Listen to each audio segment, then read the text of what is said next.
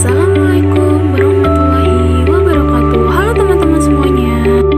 Kami di sini membuat video tugas akhir pada mata kuliah Perspektif Global dengan dosen pengampu Ibu Ika Yatri, SPD, MPD, dan pendampingnya Bapak Azhar Nawawi, MPD.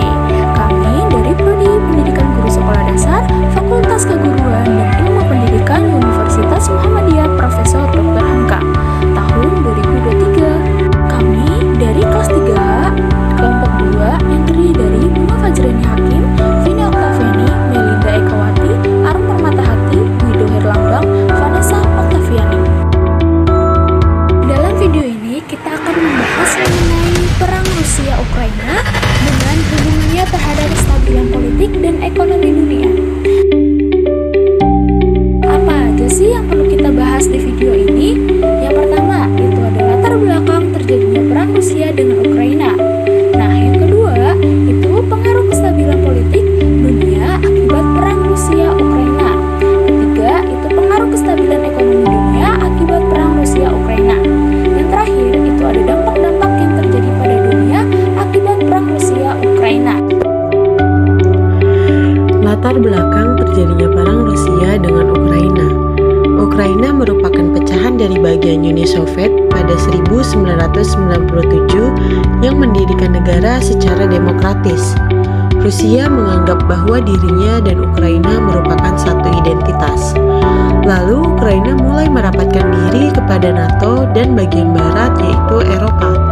Hal ini membuat Putin selaku presiden Rusia merasa terancam dan juga Rusia merasa dikhianati oleh Ukraina karena Ukraina lebih memilih dan merapatkan diri kepada NATO. Rusia telah mengeluarkan perintah untuk Ukraina untuk tidak bergabung dengan NATO dan tetap berada di sisinya. Namun, Ukraina menolaknya dan tetap mengajukan.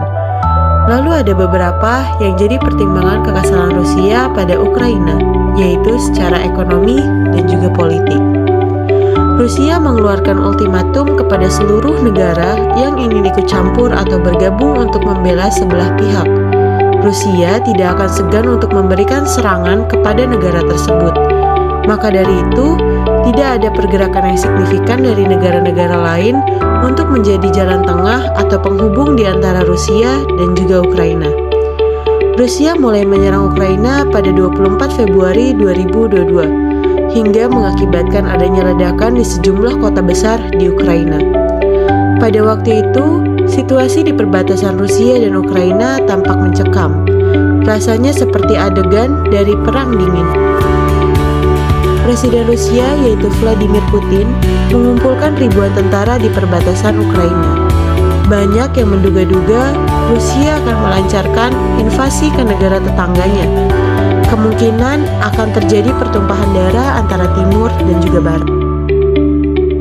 Dari munculnya kondisi itu, Amerika Serikat untuk mencegah serangan Rusia dan Ukraina dilansir dari BBC, beberapa saat sebelum serangan, Putin dalam pidatonya menyebut alasan Rusia menyerang adalah Rusia tak bisa terasa aman, berkembang, dan eksis. Menurut Putin, Ukraina modern adalah ancaman yang konstan.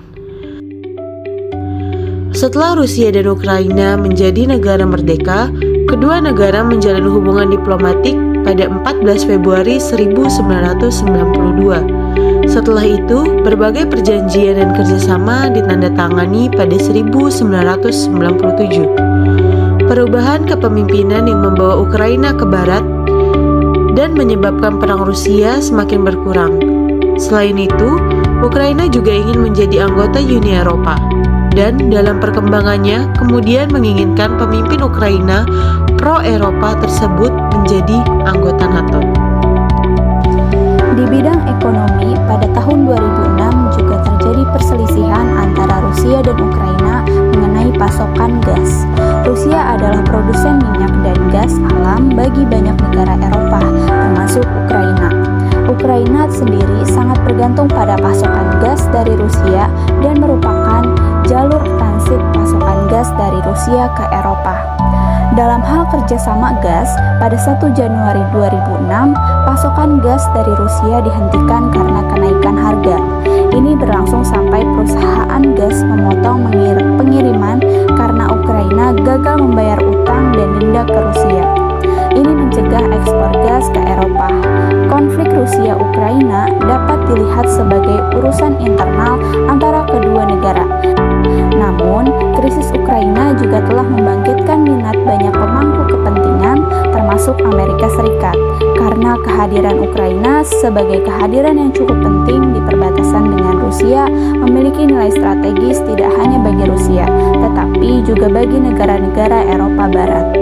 Perang antara Rusia dan Ukraina telah mengguncang politik global dan pasar internasional, sehingga krisis global ini membawa tantangan baru ke dalam hubungan internasional. Hal ini tentu akan menghasilkan dampak jangka panjang pada ekonomi di seluruh dunia. Invasi yang dilakukan oleh Rusia ke Ukraina menjadi peristiwa global yang memiliki implikasi besar terhadap seluruh negara. Invasi Ukraina oleh Rusia pada 24 Februari 2022 menandai kembalinya perang antara negara yang menjadi sesuatu yang belum pernah dialami Eropa sejak tahun 1945. Sehingga perang antara Rusia dan Ukraina memiliki implikasi yang sangat serius bagi pasar global yang berpotensi menghasilkan dampak yang berjenjang pada ekonomi di seluruh dunia. Lalu, apa yang membuat hubungan perang Rusia-Ukraina dengan kestabilan politik global? Jika Rusia menyerang Ukraina dengan gencatan senjata, akan memakan korban yang sangat banyak di Ukraina, sedangkan banyak warga negara lain yang berada di Ukraina. Selain itu, dampak dari penggunaan senjata pun akan melebar kepada negara-negara sekitar, bahkan terancamnya gesekan politik negara lain. Salah satunya penggunaan nuklir. Itu perlu dibicarakan oleh beberapa negara karena menyangkut hal besar yang akan berdampak pada nyawa dan lingkungan sekitar. Penggunaan nuklir dan gas juga sangat perlu diperhatikan oleh elit global atau para pemerintahan atas yang bersangkutan dengan politik. Banyak negara-negara yang sudah mengirim utusan ke negara Rusia untuk menangani permasalahan dan mencari solusi, seperti yang dilakukan Amerika Serikat. Pada 27 Maret 2014, konflik Rusia dan Ukraina telah sampai pada sidang pleno Majelis Umum PBB dengan gagalnya DK dalam resolusi yang dikeluarkannya tersebut. Dalam sidang pleno telah menghasilkan keberhasilan resolusi A/68/262 yang dikeluarkan oleh Majelis Umum PBB yang berisikan penolakan referendum Crimea serta integritas teritorial Ukraina yang telah didapatkannya dari negara-negara PBB. Ukraina terhadap resolusi PBB sebagai blok bangunan guna membangun tembok agar menghentikan serangan dari Rusia. Kedatangan Rusia merampas hak Ukraina untuk hidup. Tujuan Rusia bukan hanya merampas Crimea, tetapi sudah genosida. Rusia menyatakan tindakannya operasi militer khusus. Tujuannya adalah mengakhiri serangan kepada warga sipil pada Republik Donetsk dan Luhansk, dan dideklarasikan sendiri oleh Moskow di Ukraina Timur. Utusan dari China, Zhang Jun, memberikan pernyataan bahwa resolusi tidak menjalankannya konsultan dengan seluruh anggota majelis. Dewan Keamanan telah mengadakan sesi darurat Majelis Umum yaitu pada tahun 1982. Hasil terhadap sidang tersebut menghasilkan resolusi tidak mempunyai hukum secara mengikat, tetapi cenderung pernyataan sikap dari PBB terhadap serangan Rusia kepada Ukraina. Dalam hal ini, resolusi yang dibuat oleh anggota PBB yang disepakati 141 dari 193 anggota PBB. Tuntutan PBB yaitu mendesaknya Rusia agar mencabut dua tuntutan wilayah yang menyatakan memisahkan diri dari Ukraina, Donetsk dan Luhansk. Resolusi yang dikeluarkan PBB tersebut resolusi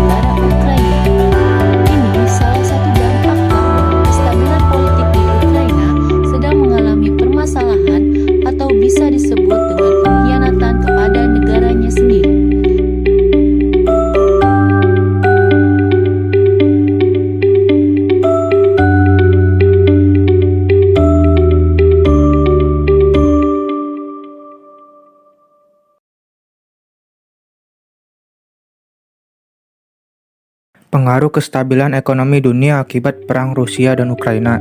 Peperangan Rusia dan Ukraina tentu mengganggu ekonomi global yang berkepanjangan ditambah akibat dari pandemi COVID-19. Meskipun beberapa ekonomi negara telah bangkit kembali dengan cepat setelah COVID-19, tetapi dalam perang Rusia dan Ukraina menyebabkan tekanan inflasi dan gangguan rantai pasokan yang besar. Hal ini berkaitan dengan kontribusi peningkatan harga energi dan pangan sehingga menimbulkan krisis karena pemerintah dari berbagai negara mengurangi dukungan atau ikut campur terkait dengan perang Rusia dan Ukraina. Dari krisis yang terjadi antara Rusia dan Ukraina tentu berimbas kepada bidang ekonomi dan tentu konflik tersebut menimbulkan restrukturisasi perdagangan internasional. Meskipun tidak diketahui kapan restrukturisasi terjadi, akan tetapi dipastikan negara yang memiliki hubungan dengan Rusia dan Ukraina akan memiliki pengaruh besar terhadap kepentingan nasional. Diketahui bahwa harga BBM non-subsidi di beberapa negara Asia tetangga telah meningkat, seperti di Singapura telah meningkat sebesar Rp28.500 per liter, Thailand Rp19.300 per liter, Indonesia Rp12.750 per liter, Laos Rp19.200 per liter, Filipina Rp18.500 per liter, Vietnam Rp16.800 per liter, Kamboja Rp16.500 per liter, dan Myanmar Rp15.300 per liter. Hal ini menjadikan dampak dari perang Rusia dan Ukraina memiliki potensi yang besar dalam meningkatkan harga komoditas. Dengan demikian, pengaruh dari perang Rusia dan Ukraina memiliki dampak langsung bagi perekonomian negara di Asia Tenggara, khususnya dalam minyak bumi. Selain itu, juga minyak sangat diperlukan oleh negara Eropa yang sangat dingin. Maka diperlukannya minyak di kehidupan mereka. Karena pasokan minyak berkurang, membuat negara-negara Eropa kekurangan minyak dan harga minyak sendiri semakin melambung tak karuan.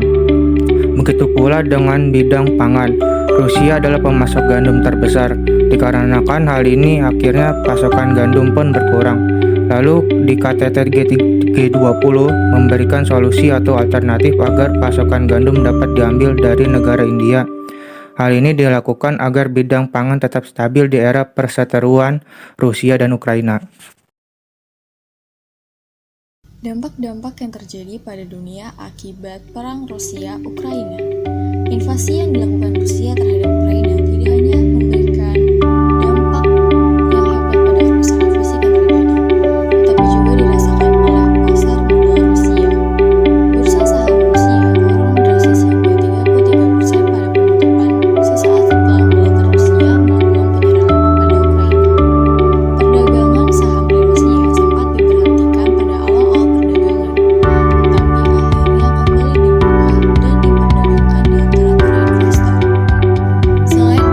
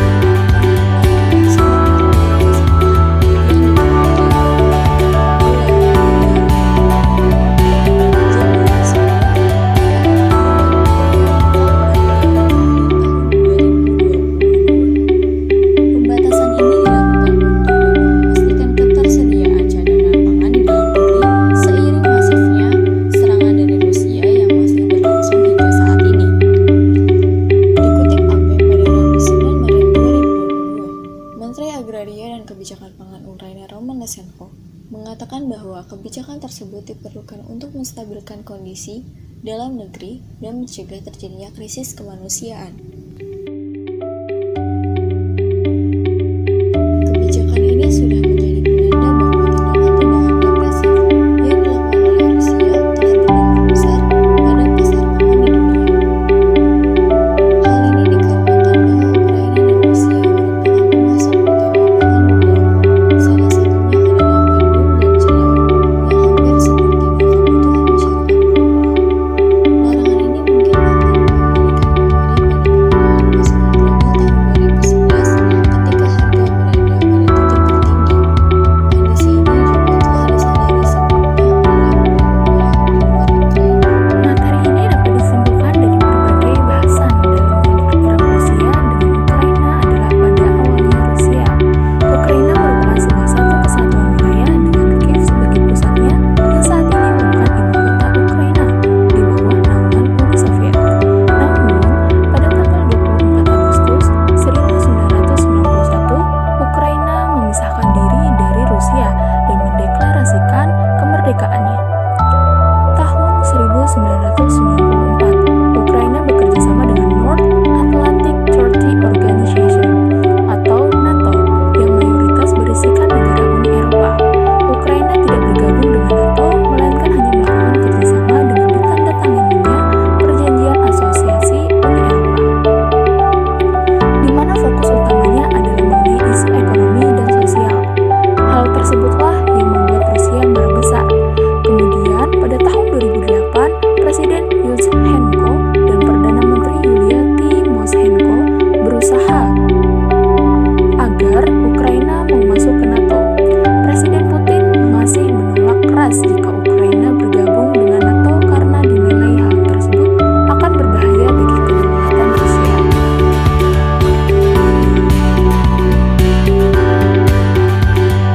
Singkat cerita, pada April 2021, Rusia mengirim sekitar 100.000 pasukan ke perbatasan Ukraina. Rusia membantah kalau hal tersebut dilakukan untuk menyerang Ukraina. Mereka mengaku hanya ingin melakukan latihan militer. Hal tersebut justru menciptakan ketegangan antara Rusia dengan Ukraina, dan Presiden Ukraina Volodymyr Zelensky meminta bantuan NATO dan Amerika. Hal tersebut kemudian direspon oleh Presiden Amerika Serikat yang memperingatkan bahwa pihaknya akan memberikan sanksi ekonomi jika Rusia menyerang Ukraina. Dikutip dari Tirto.id, Rusia mengajukan tuntutan keamanan kepada Barat agar NATO menghentikan aktivitas militer di Eropa Timur dan Ukraina. Rusia juga meminta agar NATO tidak pernah menerima Ukraina atau negara-negara bekas Uni Soviet sebagai anggotanya. Namun, pada Januari 2022, NATO menempatkan pasukannya di Eropa Timur sebagai menambah kapal dan jet tempur. Negara Barat pun juga mulai mengevakuasi staf kedutaan yang tidak penting dari Ukraina. Hal tersebutlah yang membuat Rusia melakukan invasi ke Ukraina. Oke, mungkin ini saja ya pembahasan video yang sudah dijelaskan mengenai perang antara Rusia Ukraina. Nah, kurang lebihnya mohon maaf. Wassalamualaikum warahmatullahi wabarakatuh. See you guys. Thanks for watching. Bye-bye.